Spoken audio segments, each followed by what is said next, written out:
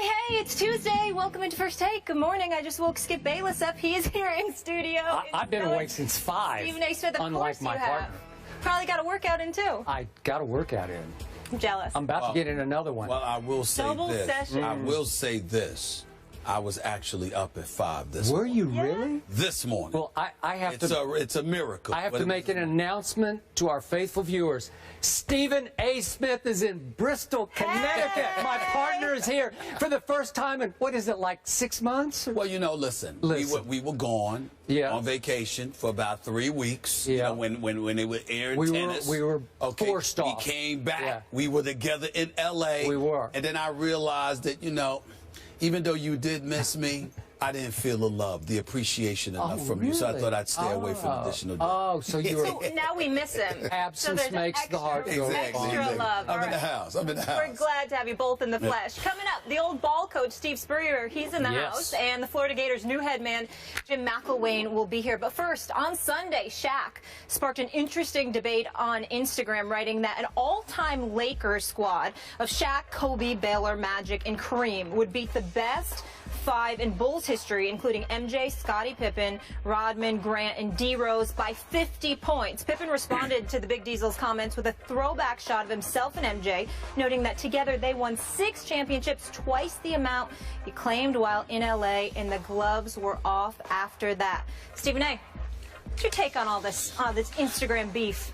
Well, first of all, Shaq doesn't need to be so disrespectful to MJ. We understand that MJ is the greatest ever in most of our eyes. He is Michael Jordan. And even if you're absolutely right, you don't need to be so flagrantly disrespectful. The Diesel is just flexing his muscles in this particular moment. MJ can't beat 5 people by himself, even though his greatness appears to have been capable of doing so on occasion throughout his NBA career. Pippen is no joke. Regardless of what my man Skip Bayless would say, he is an all-time 50 greatest player, considering what he did on both ends of the floor. I am a Scottie Pippen fan, but at the end of the day, when you talk about a Dennis Rodman or Horace Grant compared to an Elgin Baylor, a Kareem Abdul-Jabbar, whatever, I mean, come on now. There's just no question that whether it's Kareem, that skyhook, the most unstoppable move in the history of the game, Shaq and his dominance, you know, the second most dominant player of all time outside of Wilt Chamberlain in terms of his physical dominance, the greatness of Magic Johnson, Kobe. I mean, MJ, to me, just wouldn't have enough help offensively. So when I look at it from that perspective, clearly Shaq is right.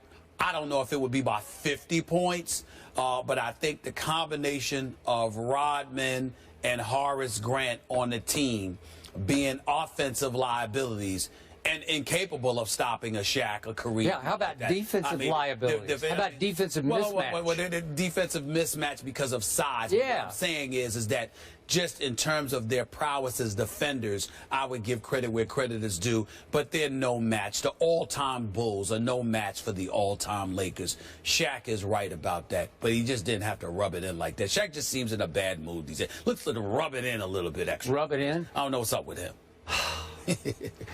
I have a bone to pick with my man Shaquille O'Neal. I think that he rigged this game in favor of his Lakers. Totally. I think he stacked the deck in favor of his Lakers. Because if I'm not mistaken here, I think Shaquille O'Neal picked the 5 all-time Bulls. Is that the way we're supposed to? That's how I'm playing it. Because obviously the 2 teams he picked are a mismatch in favor of the Lakers. I don't think they could win by 50 because nobody will beat Michael Jordan by 50 points in any game. That's not going to happen. But let's start with that defensive mismatch. If the tallest player you're giving the Bulls is Horace Grant, he's listed at 6'10". I don't think he's more than 6'9". Were you around him a little bit? 6'9". They say 6'10". Yeah, whatever. 6'9". Dennis Rodman, I covered. He's listed at 6'7". I don't think he's much more. He's listed 6'7". I'm not sure he's over 6'6". No, he is over 6'6". A below-the-rim rebounder. So those 2 are going to cover Kareem Abdul-Jabbar and Shaquille O'Neal. That's a mismatch with Magic throwing lobs. Talk about Lob City. That would be Lob City right there, right? Okay, so I'm going to I'm going to pick my own Bulls team here. I'm just going to take this opportunity to show you how, if you give me the all-time pool of Chicago Bulls players, I can pick a team that will beat Shaquille O'Neal's 5. The other thing is you want to take Shaquille O'Neal or Kareem out because they play the same position. Well, I don't care. If you want to go twins, I don't care. Okay. However you want to do it, I don't care. Against that starting 5 of the Bulls, I would play both of them because I think it would just be overwhelming inside, okay?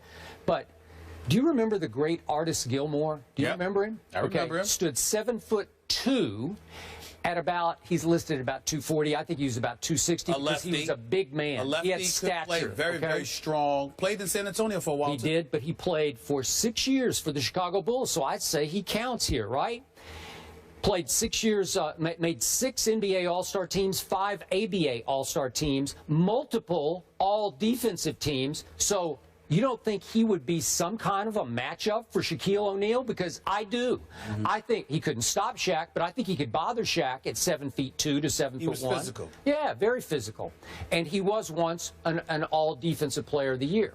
Now, let's move to Tyson Chandler, who is also a Bull, by the way, for 5 years. Does he not qualify as an all-time Bull at 7 feet 1 inches tall? So I'll take, You just said all-time Bull. You're going to bring up Tyson Chandler? Yeah, well, I can pick from the pool now. I'm trying to match up with this other team that Shaq has taken the liberty of picking, right? All right. Okay, Tyson Chandler, all Defensive Player of the Year. Was he not Defensive Player of the Year? Yeah, for the Knicks. I don't care who it's Defensive Player for. He was Defensive Player of the Year in the NBA. Yes. So he stands 7'1". You don't think that he could at least bother Kareem Abdul-Jabbar a little bit? I do. No. I do. Not Kareem. Okay, so you give me those two. I'll stick with Dennis Rodman, and I'll give you Scottie Pippen, because defensively, Scottie Pippen was really good. He's not an all-time top 50 player. He was made top 50 by Michael Jordan. But I will take Scottie Pippen defensively, and I will take Michael Jordan, and I will beat that all-time Lakers team. Because I got to tell you, Michael can match up with Kobe Bryant. I'm not saying he could stop Kobe, but he could really bother Kobe. And I think the Kobe could really bother him, even though he can't stop MJ. Who do you like better? You want Michael or you want Kobe? I got Michael. I'm always going with Michael, but the difference between Michael and Kobe is not going to offset the dominance that Shaq and Kareem would provide down low. And so not with these two guys. I'm telling you, I got two big men. Shaq and Kareem would destroy Artis Gilmore. Nope, they would not destroy. Tyson Chandler. I like Tyson Chandler. I really do. Tyson Chandler doesn't even belong in this conversation.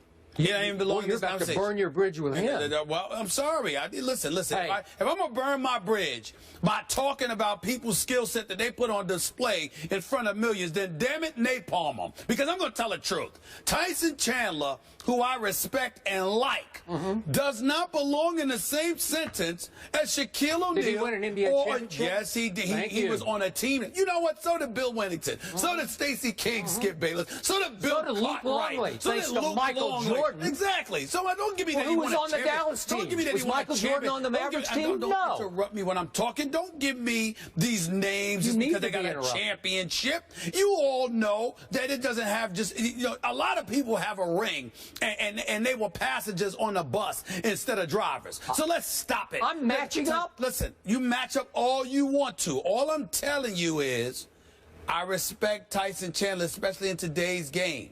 When you talk about all-time greats, you do not belong in the same conversation as Kareem Abdul-Jabbar or Shaquille O'Neal. Stop it. You're missing my point. You're matching up. I'm matching up. I know Shaq started and I'm finishing it. I'm saying to you, you're just picking from the lot of Bulls because that's all you got. That's fair. That's fine. But to sit there and say, well, they'll give him a problem. They would give him a problem. Tyson Chandler is not going to give Shaquille O'Neal or Kareem Abdul-Jabbar a tough time. Artis Gilmore and his physicality could pose a problem in terms of him leaning on Kareem. But I recall him and Kareem playing through the same era, and you didn't hear much about Artis Gilmore when it came to going against Kareem Abdul-Jabbar. Kareem Abdul-Jabbar was on another level. And let's not get into the dominance of Shaquille O'Neal. The only reason why we don't sit there and put Shaquille O'Neal up as the most dominant force we have ever seen in NBA history said he was. is because Wilt Chamberlain was so dominant of a physical specimen compared to what he was going up against, even though Bill Russell won the 11 rings because he had a lot more help. The point that I'm trying to make to you is Shaquille O'Neal was the most dominant force of the modern day era and maybe the most dominant force we have ever seen in our lifetime. You don't take a conversation that he creates and says, well, I have a matchup for you and it's going to include Tyson Chandler. You just don't do that. What happened in the NBA Finals when the Bulls finally broke through and Scottie Pippen did take Magic Johnson? What happened? Well, Magic Johnson, who did Magic Johnson have? It wasn't Kareem Abdul-Jabbar, James Worthy, and Byron Scott and Michael Cooper and all of those boys. Magic Johnson had Vlade Divac, if I remember correctly, and Lord knows who else. I mean, it wasn't the typical Showtime Lakers that the Bulls and Jordan beat. But Scottie did a very good job. He did an exceptional job. He did. On Magic. He did an exceptional job. Okay. But let's just put things in its proper perspective and understand that one has nothing to do with the other. That was not the Showtime Lakers that played in the finals against Michael Jordan. If and the Chicago team Bulls. I proposed played the team Shaq proposes from the Lakers, what would the score be? The team you proposed? Yeah. They'd lose by about 30, 35. 30 or 35? Are you kidding me? Yeah. Michael Jordan, with those two post players, and Rodman and Scottie would lose by 35? You are completely disrespecting by far the greatest player who ever walked on track. Michael Yes, Jordan. you are. I'm saying that when you give me Tyson Chandler with Artis Gilmore to offset Kareem Abdul-Jabbar and Shaquille O'Neal, you lose me. No. I know that Michael Jordan would do what he does. You know, but you don't win. You don't win at all. Yes, I do. Right. Michael Jordan would be by far the best player on the court. We need on the court. You know, First Take is about engaging in realistic conversation. No, this is very realistic. So let's go. This is a little before your time kind of conversation. Before my time? Yes. What have you mentioned? I'm sorry, Tyson Chandler's before my time? Artis Gilmore's way before your time. Artis Gilmore's not before my time. How old are you? I'm 47. Are you lying about your age? I'm 47, and I grew up watching Artis Gilmore. I watched him when he was with the Spurs, as well as when he was with the Bulls, okay?